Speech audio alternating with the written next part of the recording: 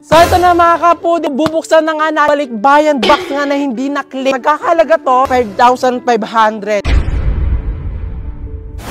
Sa OFW na nandito sa Japan, ang bigat-bigat sa loob na makakita ng ganyan. So, kuya video ni Alexis Vines, tuloy na balik tuloy yung mga experience na hindi po nakarating boxes na pinadala po namin sa Pilipinas. So sad to know na malaman na ibinibenta daw ng ilang online seller ang balikbayan box na ito.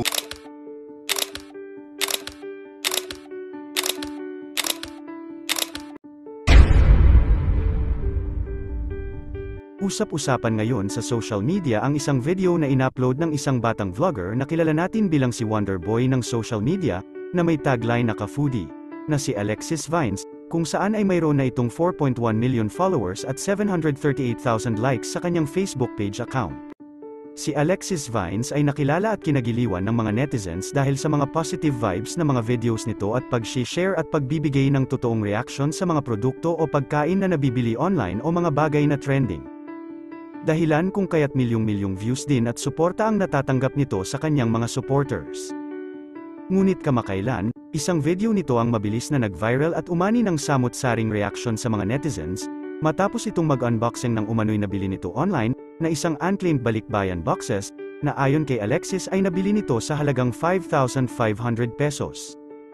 Ayon kay Alexis, sinadya pa nila itong pick-up in mula sa isang warehouse, ang nabili nitong unclaimed balikbayan boxes, at dahil nga sa laki ng balikbayan boxes na ito at sa bigat nito na tinatayang nasa 80 to 100 kilos ay makikita pa sa viral video na kinakailangan pa itong buhatin, hilain, at paikatikutin ng tatlong kalalakihan.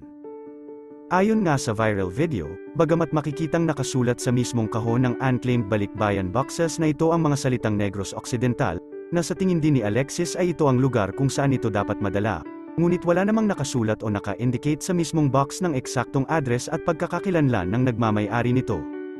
Sa ilang araw pa nga lang na pagkaka-upload nito ay umani na ito agad ng 11 million views, 178,000 reactions, at 38,000 comments, as of this recording. Ngunit sa pagkakataong ito ang positibong hatid ni Alexis sa kanyang mga followers, ay napalitan ng kirot at ang ilan ay hindi napigil ang madismaya, lalo na ang ating mga magigiting na OFW, dahil sa video na ito ni Alexis ay namulat ang publiko sa kalakaran ng pagbebenta ng mga balikbayan boxes na dapat sana ay regalo ng ating mga OFW sa kanilang mga mahal sa buhay dito sa ating bansa. Bilang dating OFW, buwan ang bibilangin bago makapuno ng isang balikbayan box, sobrang nakakalungkot na makakita ng mga ganitong sitwasyon na ang pinaghirapan mong maipon ay hindi nakarating sa pamilya mo. Nakakaiyak talaga, at ikaw Alexis, huwag kang magtawa, kasi hindi mo alam kung ano ang hirap na pinagdadaanan ng isang OFW. Lahat ng laman niyan ay labor of love para sa family dito sa Pinas. Sobrang nakakalungkot isipin na hindi nakarating sa may-ari yung balikbayan box na yan, masakit siya bilang isa rin akong OFW, kahit ganyan ang mga laman niyan pinaghirapan niya ng may-ari. Ako lang ba ang nahay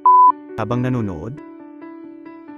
Samantala isang netizen naman ang nanawagan na huwag iba siyang naturang viral video na ito ni Alexis Vines, kahit pa ito mismo ay isang OFW at inaming nagkaroon din ng karanasan na mawalan ng 5 balikbayan boxes na ipinadala nito mula Canada patungo dito sa ating bansa, dahil ayon dito, isa umano itong wake-up call sa publiko at mga kinauukulan, na may mga ganito palang kalakaran, na lantarang gumagawa online kung saan ay ibinibenta nga ang mga unclaimed balikbayan boxes. Huwag niyo po i-bash si Alexis Vines. Ako mismo, very grateful and thankful po ako sa kanya kasi kung hindi dahil sa kanyang video, hindi natin malalaman na may ganung kalakaran pa, may ganung bentahan na nangyayari. Sa katunayan, dahil sa naging trending ang video na ito ni Alexis Vines ay naitampok na ang paksang ito sa 24 Oras, News Live, nito lamang January 3, 2024, at mula dito ay sinabi ng spokesperson ng Bureau of Customs Deputy Commissioner Michael Furman, na iniimbestigahan na ang isyu ng pagbebenta ng mga unclaimed balikbayan boxes, dahil ayon na rin kay Deputy Commissioner Michael Furman. Normally po, ang ginagawa nating handling, binibigay din ho natin sa mga may-ari ho dito sa pamilya ng mga OFW. Habang napag-alaman din ng GMA News na may ilang cargo company pala talaga ang aminadong nagbebenta ng mga unclaimed balikbayan boxes lalo na kung inabot na umano ito ng taon sa kanilang kustodiya habang ang mga ito ay nananatiling hindi kinukuha ng mga nagmamay-ari nito. Isa umano itong hakbang ng ilang mga cargo company upang makabawas ng espasyong inuukupa ng mga unclaimed balikbayan boxes at bilang pantustos na rin sa space o storage rental fees ng mga ito. Sa aking palagay ay wala namang mali sa viral video na ito ni Alexis, Gayong lantaran nga naman pala ang bentahan ng mga unclaimed balikbayan boxes online, maaaring hindi man sinasadya ni Alexis na makapanakit ng damdamin ng iba, lalo na sa ating mga magigiting na OFW, ngunit kung titignan naman natin ang bright side ng issue na ito, ay nabulabog naman sa pamamagitan ng video na ito ni Alexis ang publiko at mga kinauukulan na naging daan ngayon sa pag-iimbestiga at paghahanap sa kung sino talaga ang may mali at may pananagutan sa bentahan ng mga unclaimed balikbayan boxes.